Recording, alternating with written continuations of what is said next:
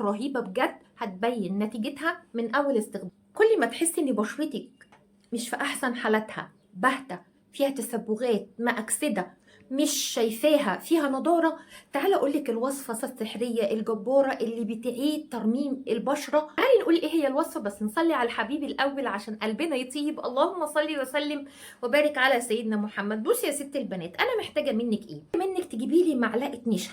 النشا هتفتح وتزيل الجلد الميت وتحتوي على فيتامين ايه رهيبه للبشره. عليها كمان معلقه قهوه، مضادات اكسده، وكمان بتساعد على تقشير البشره وتفتيحها، وهتزيل اي خطوط تعبيريه. فيلي عليها كمان معلقه عسل. برضه العسل مضادات اكسده، العسل بيساعد على ترطيب كمان البشره بشكل ملحوظ. ايه هو المكون بقى اللي ما ينفعش اي حد يستخدمه، بس مفعوله سحر للبشره وبيستخدموه في مقشرات غاليه جدا؟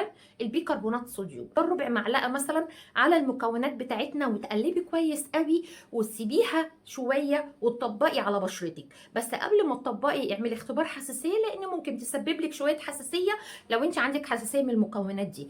هتحطيها على بشرتك وتسيبيه شويه حلوين، بعدين اشطفي ورطبي، هتلاحظي فرق رهيب. ابعدي عن تحت عينيكي، استخدمي على رقبتك وعلى ايديكي، هتعجبك جدا. جباره. خلصت معاكي الفيديو، بتمنى يكون الفيديو عجبك. يا ريت بقى لو الفيديو عجبك ما تنسينيش اللايك والشير والسبسكرايب. والسلام عليكم ورحمه الله وبركاته.